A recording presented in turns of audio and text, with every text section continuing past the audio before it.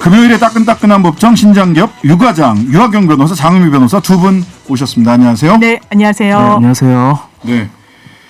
자, 오늘은 또 시간이 좀 짧다 그러니까요. 네. 바로 들어가 보겠습니다. 자, 카톡 게임 내지는 형제는 용감했다 아닌가 싶었는데 형제 간에 이해 충돌이 있을 수 있어서 네. 해임한다라고 해가지고 윤석열 대통령이 검찰총장 시절 받았던 징계를 취소해달라면서 낸 소송이 있었어요. 네, 소송을 청구한 사람은 윤석열, 상대방은 법무부. 법무부 장관, 당시는 추미애였던 거죠. 1심에서 윤석열 총장 쪽이 지금 대통령이죠. 졌어요. 그렇습니다. 예. 아니 이거 징계 2개월, 정직 2개월도 너무 짧다. 오히려 면직에 이를 만한 사유가 있다라고 얘기를 했단 말이죠. 근데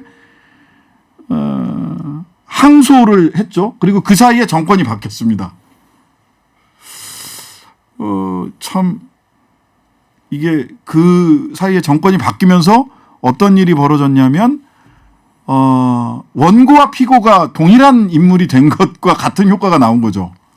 사실상 친구, 친소관계에 있다고 볼 수 있는. 친소관계에 있다. 예. 말하자면 윤석열 총장이 원고였고 피고가 대한민국 정부를 대표하는 법무부 장관이었는데 지금은 원고는 윤석열 대통령이고 피고는 한동훈 법무부 장관이 된 거죠. 그렇죠. 참. 근데 이제 한동훈 법무부 장관은 추미애 장관이 주장했던 내용을 그대로 이어받아서 승계받아서 법무부를 위해서 싸워야 되는 법적 책임이 있는 사람입니다. 그렇죠. 예. 그러다 보니까 본인은 관여하지 않겠다 이렇게 얘기를 하기도 그렇죠. 했어요. 공언하기도 했었습니다. 네. 근데 2심 재판 진행 중인데 항소심 재판이 8월로 연기됐네요. 네. 왜 연기된 건가요? 이게 법무부 측에서 요청을 했기 때문이에요. 아, 법무부가 연기해달라고 요청했어요? 그렇습니다. 우리 네. 대리인 교체가 필요하다. 사실 한동훈 장관 입장에서는 1심 변호사들이 너무 잘 다툰 겁니다. 그렇죠. 그러니까 법무부를 대리해서 선임이 됐던 변호사들이 이긴 거예요. 승소했고 나가서 어떤 판결까지 이끌어냈냐면 그 당시에 윤석열 검찰총장이었죠. 그 당시에 윤석열 검찰총장에 대한 정직 2개월이 왜 정당했느냐. 재판부 사찰한 부분 대단히 부적절하다. 채널A 감찰과 한동훈 당시 검사장에 대한 수사를 방해하려고 했던 혐의까지도 인정이 된다. 그렇기 때문에 정직 2개월은 오히려 가볍다. 그리고 이 하나의 단초를 볼 수 있었던 게 그 당시에 대검 현직이기도 하죠. 감찰부장 한동수가 한동훈 이 청문회에 나와서 법무부 장관 청문회에 나와서 그 당시에 이 부분과 관련해서 한동훈 검사장을 우리가 감찰해야 되겠다라고 했더니 윤석열 그 당시 총장이 다리를 책상 위에 올려두고 맞아요. 예, 지금 쇼하는 거냐라고 하면서 경로했다라는 증언을 하기도 했었습니다. 네, 청문회에서 그런 얘기. 이런 부분이 다 종합해서 정직 2개월은 오히려 가볍다라고 했는데 한동훈 검사장이 이제 법무부 장관으로 영전을 한 이후에는 그 논리로 다툴 수가 없는 겁니다. 사실상 이 사실 윤석열 대통령과의 관계성을 무시하고 이 사건을 또 바라볼 수가 없기 때문에 법무부 장관이라는 본인의 정체성과 개인 한동훈의 정체성이 지금 충돌하고 있는 상황입니다. 네. 근데 법무부 장관 한동훈은 사실 정부를 대표하고 있는 거 아니에요? 예, 그래야 되는 사람이죠, 이제. 예. 예.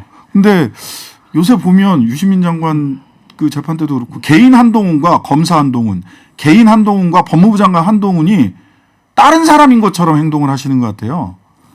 예, 뭐 법무부 장관 되기 전에 걸었거나 걸렸거나 연루된 사건들이 있다 보니까 지금 정리가 안 된 상태에서 혼선이 좀 있는 것 같습니다. 네. 그래서 지금 뭐 특별 대리인 제도를 도입해야 된다라고 그 지금 윤석열 총장이 제기한 사건에서 법무부 측 대리인이 주장을 한 바도 있죠. 네. 이게 무슨 말이냐면 네. 특별 대리인이 예. 뭔지 그것부터 좀 예. 설명을 해주셔야 될 것 예. 같아요. 그러니까 한동훈 법무부 장관은 지금 피고가 될 수 없다. 네. 왜냐하면 원고인 징계를 취소해달라고 요청하고 있는 윤석열 전 총장, 현 대통령과 개인적인 친소관계 또는 정서적으로 굉장히 동일성이 크기 때문에 법무부 장관 한동훈 대신에 이익상충을 해결할 수 있는 특별 대리인이 있어야 된다라고 하면서 우리 민법 64조를 근거로 삼는데요. 네. 우리 민법 64조에서는 법인하고 그 법인의 대표인 이사하고 이익상충이 되면 이사는 개인 자격으로 법인을 대표할 수 없다. 그 예를 들어 주셔야 될 것 같아요. 이렇게 예를 들면은 예. 법인이 어떤 땅을 살려 그래요. 네. 근데 그 땅 주인이 보니까 이사야. 그런 경우에는 이 이사는 법인을 대표해서 땅 거래를 자기와 스스로 못 합니다. 네. 자기 계약 제한된다는 이런 원칙인데요. 왜냐하면 법인이 회사 대표 땅을 사는데 너무 비싸게 주고 살 수도 있잖아요. 그렇죠. 그러니까 그 이사는 법인을 대표해서 내 땅을 살 수는 없다. 이해가 예. 상충하기 때문에. 예. 그래서 그런 이유로 위대훈 변호사라고 하는 분이 법무부 측 대리인이었는데 지금 법무부 장관 한동훈 대신에 특별 대리인을 세워야 된다라는 서면을 법원에다가 제출했고 이 서면을 제출했다는 이유로 위대훈 변호사가 법무부로부터 해임된 것으로 지금 확인이 되고 있습니다. 특별 대리인 네. 선임해야 됩니까?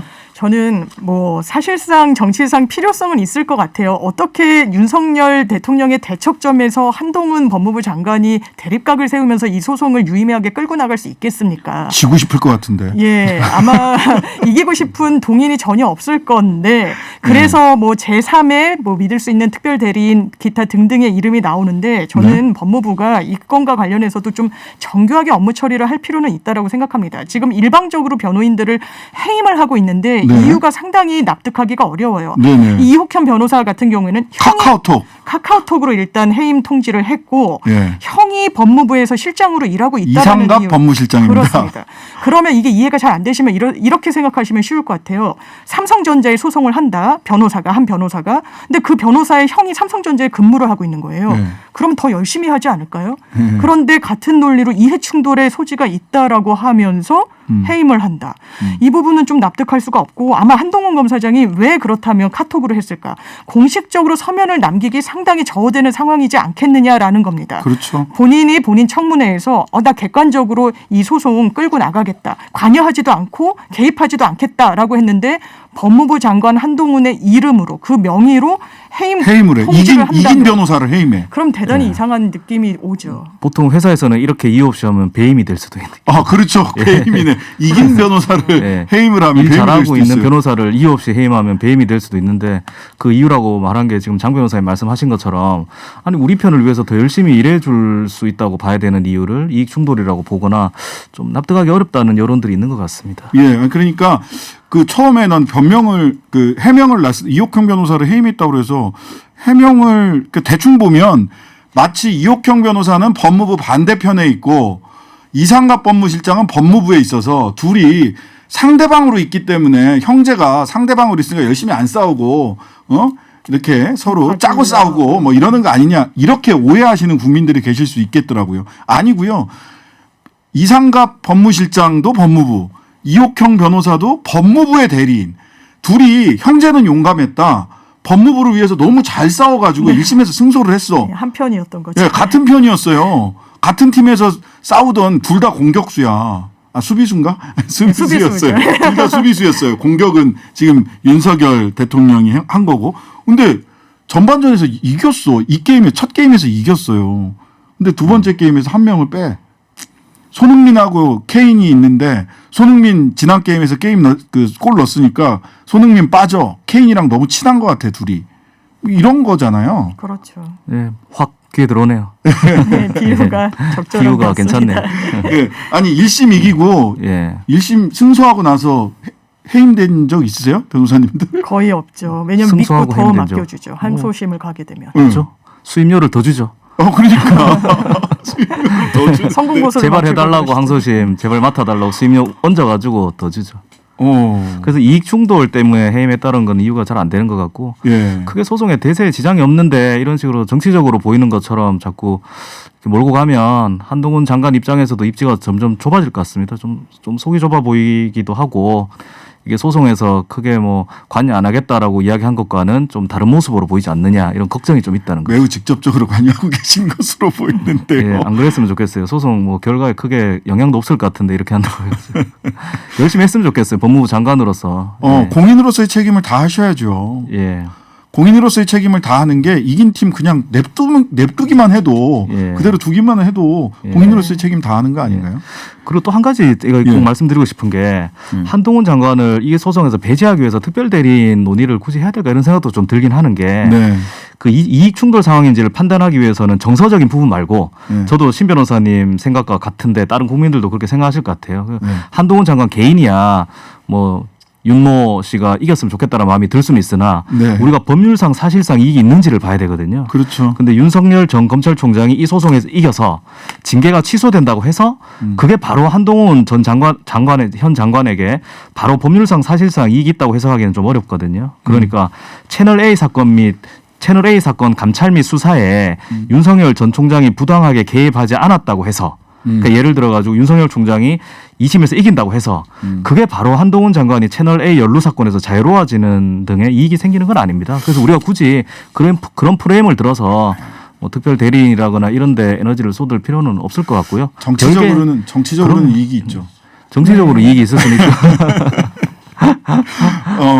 뭐 바로 이제 넘어서 가면 그 유시민 노무현 재단 전 이사장 또 내지는 전 장관 이게 이제 또 한동훈 법무부 장관이랑 또 예. 연관이 돼 있는 사건이라서 1심 그 명예훼손 관련된 한동훈 법무부 장관의 명예를 훼손한 혐의로 재판받게 됐고 1심 결과가 나왔는데 벌금 500만 원. 네. 예. 세 건이더라고요. 이게 이 총 발언이 세 건. 총 발언 세 건에 대한 판단이더라고요.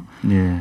이 사건 좀 간단하게 네. 정리를 좀 해주시죠. 일단 처음 그 시발점이 된 것은 2019년 12월 달에 본인이 운영하는 유튜브 채널에서 나온 발언입니다. 서울중앙지검으로 추측이 되는데 노무현 재단 계좌를 들여다봤다는 사실을 알게 됐다. 이게 비교적 좀 단정적으로 언급을 하는데 네. 그때 한동훈이라는 그 개인을 특정하진 않았던 것으로 보이고 그 이후에 관련해서 기자들의 취재 그리고 언론 인터뷰가 이어지니까 2020년 그리고 4월 7월에 MBC 라디오에 출연을 합니다. 그러면서 한동훈 검사가 있던 대검 반부패 강력부에서 들여다봤을 가능성이 높다라고 판단을 한다라고 이야기를 한 부분과 관련해서 이 부분은 사실 민주 진영의 스피커로서의 기능을 본인 스스로가 너무 잘 알고 있는 인물, 전직 장관, 전직 의원인 사람이 사실상 한동훈이라는 개인을 겨냥해서 비판하고자 했다. 그러므로 인해서 한동훈이라는 개인 공무원은 수사권을 남용한 검사라고 이른바 낙인이 찍히는 정신적 고통을 상당히 받았을 것이다. 이에 대해선 명예훼손 유죄,